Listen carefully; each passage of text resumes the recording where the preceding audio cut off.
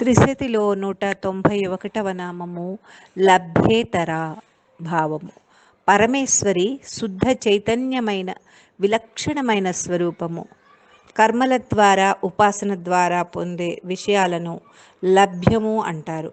మనం చేసే సత్కార్యాలకు పరమేశ్వరి ఫలితం ఇస్తుంది. ధర్మార్థ కామాలు పరమేశ్వరి చేతనే లభిస్తాయి. సాధన ద్వారా ఏ కోరికలు లేకుండా అన్నింటినీ దాటి లీనమైన స్థితిని లభ్యేతర నామానికి అర్థంగా చెప్పొచ్చు. తనలోనూ అంతటా ఆ పరమేశ్వరి చైతన్య శక్తిని భావన కలిగి ఉండడమే ముక్తి అని అంటారు. ఉపాసకుడు సాధకుడు ఇలాంటి భావన కలిగి ఉంటారు. మహాత్ములు ఆ పరాశక్తిలో లీనమైన స్థితిలో ఉండి ఏ కోరికలు లేని వారిలా ఉంటారు. అంతరార్థం లభ్యము అంటే ప్రాప్తి అని అర్థము. మహాత్ములు అవధూతలు దృఢమైన సంకల్పంతో ఆత్మ సాక్షాత్కారం పొందుతారు. వారికి సంకల్ప మాత్రేన ఏది కోరుకుంటే అవన్నీ లభిస్తాయి. వారి ఇచ్ఛానుసారము ఏ సంకల్పంతో ధ్యానిస్తారో ఆ విధంగా వారికి అవి ప్రాప్తిస్తాయి. సాధకుడు తన సాధన ద్వారా ఏది పొందాలనుకుంటాడో దానిని పొందుతాడు. శ్రద్ధ, భక్తి, విశ్వాసాలతో అభ్యాసం చేస్తూ ఉంటే విషయ వస్తువుల పట్ల వైరాగ్యము కలిగి జ్ఞాన సంబంధమైన ఆ పరాతత్వాన్ని బోధించే గురువు లభ్యమవుతాడు. ఆ గురుబోధ ద్వారా అంతర్ముఖ సాధనతో పరిపూర్ణత్వాన్ని పొందుతారు. ఇటువంటి సాధనచే బ్రహ్మానందాన్ని పొందుతారు. భగవంతుడిని పూజించేవారు 4 రకాలుగా ఉంటారు: అర్ధార్థులు, ఆర్తులు, జిజ్ఞాసువులు, జ్ఞాని. ఇలా ఏ విధంగా పరమేశ్వరిని పూజించిన వారి కోరికను లభింపచేసి ఆమె వారిని తన దగ్గరకు చేర్చుకుంటుంది. భౌతికమైన సుఖాలకు ఈ జీవితం పరిమితం చేసుకోకూడదు. ఆధ్యాత్మిక వికాసం చెందాలి. త్రిశతిలో 192వ నామము లబ్ధ భక్తి సులభ భావము. పరమేశ్వరుని భక్తితో అర్చించిన వారికి ఆమె సులభంగా ఫలితాన్ని ఇస్తుంది. అమ్మవారి సాన్నిధ్యంలో తన్మయత్వ స్థితిని పొందే వారిని భక్తులు అంటారు. జీవులలో ఉండే ఈ లక్షణం అంటే పరమేశ్వరికి ఇష్టము. ఎక్కడ నిష్కల్మష భక్తి ఉంటుందో అక్కడ శ్రీమాత సులభంగా భక్తికి వశ్యం అవుతుంది.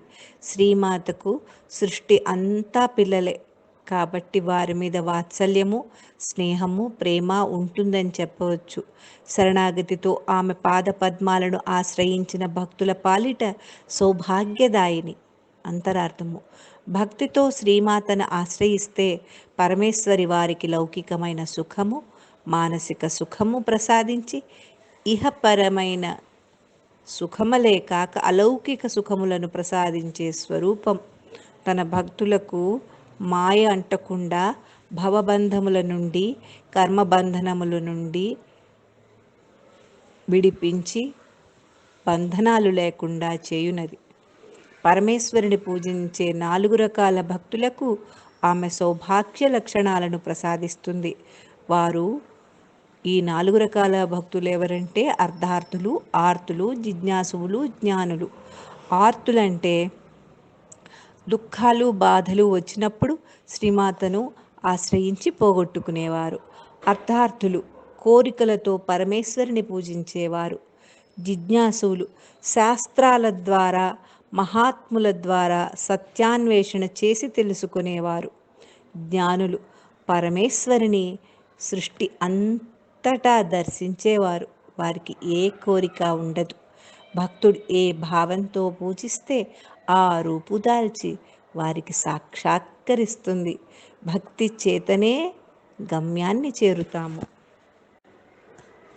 త్రిశతిలో 193వ నామము లాంగలాయుధ భావము. లాంగలము అంటే నాగలి. పరమేశ్వరి నాగలిని ఆయుధముగా కలిగిన స్వరూపము. శ్రీమాతను బలరాముడి స్వరూపంగా ఇక్కడ చెప్పారు. బలరాముడు భూమిని దున్నడం అంటే మూలాధారంలో ఉండే కుండలిని శక్తిని జాగృతం చేసినప్పుడు సాధన ద్వారా ఒక్కొక్క స్థితిని దాటి తన్మయత్వముతో ఉండడం భక్తుడు సత్కార్యాలు సత్కర్మల ద్వారా హృదయ క్షేత్రమును నాగలితో దున్నినట్లు శుభ్రం చేసి బీజాక్షరమనే సద్బీజాలను వేయాలి. ఈ జపతపములను ఆలంబనగా చేసుకొని ప్రారబ్ధములను దాటగలరు. ఈ జాగృతము చేసినప్పుడు జ్ఞానవంతుడుగా మారగలడు. ఈ సాధనలో సంసార సాగరములోని ఒడిదుడుకులను దాటే ప్రావీణ్యత వస్తుంది. ఇటువంటి సాధన ద్వారా మనస్సు ప్రశాంతంగా ఉంటుంది. అంతరార్థం: పూర్వజన్మ సుకృత దుష్కృతములను బట్టి వారి వారి సంస్కారాలకు తగినట్లుగా పుడతారు. మంచి దైవ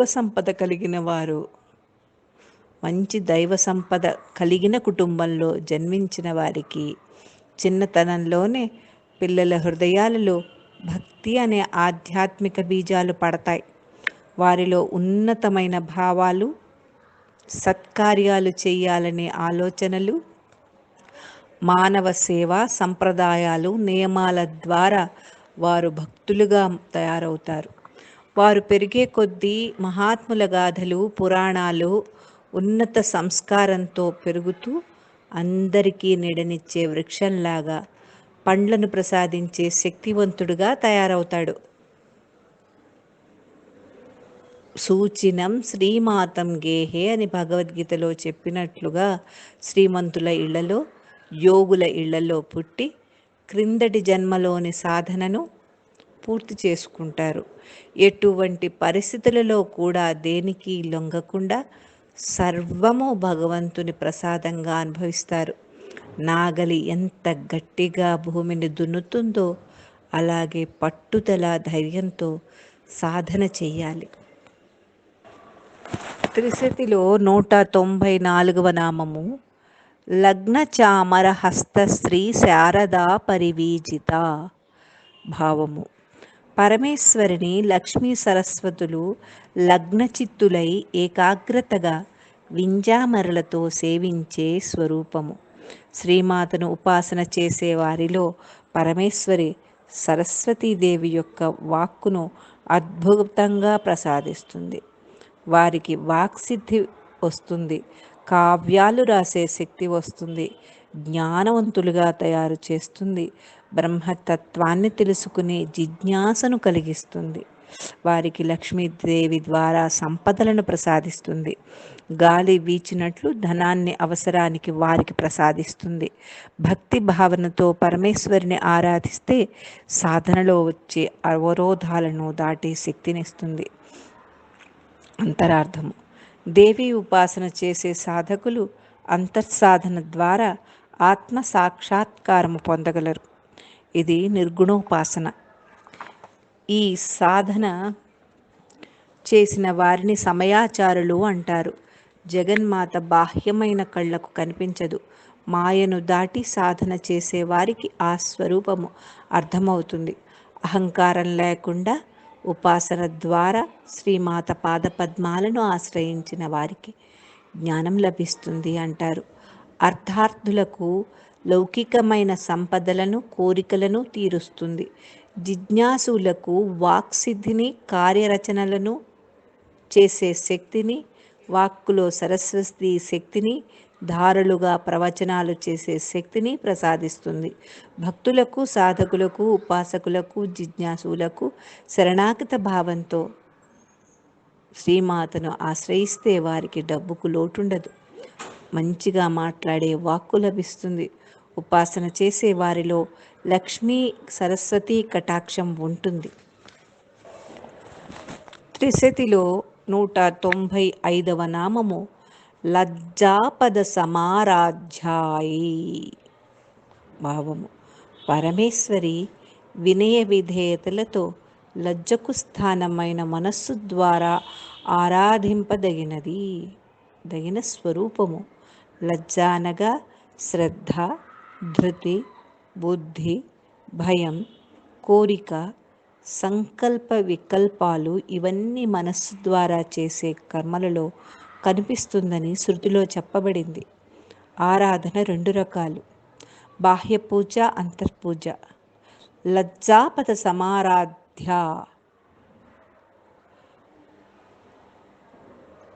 అంతరారాధనను సమాధానంగా చెప్పవచ్చు. మహాత్ములు, ఋషులు మనస్సునందే ముక్తి కోసం అర్చిస్తారు.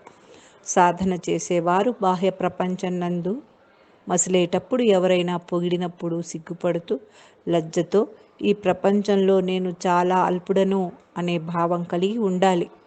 అహంకారం ఉండకూడదు. మహాత్ములకు ఇలాంటి భావం ఉండదు. బాహ్య ప్రపంచంలో దేనికి అతుకు లేకుండా ఉంటారు. అంతర్ముఖ సాధన చేసేవారు సమయాచారులు. ఎల్లప్పుడూ ఇలాంటి లజ్జాస్థితిలోనే ఉంటారు.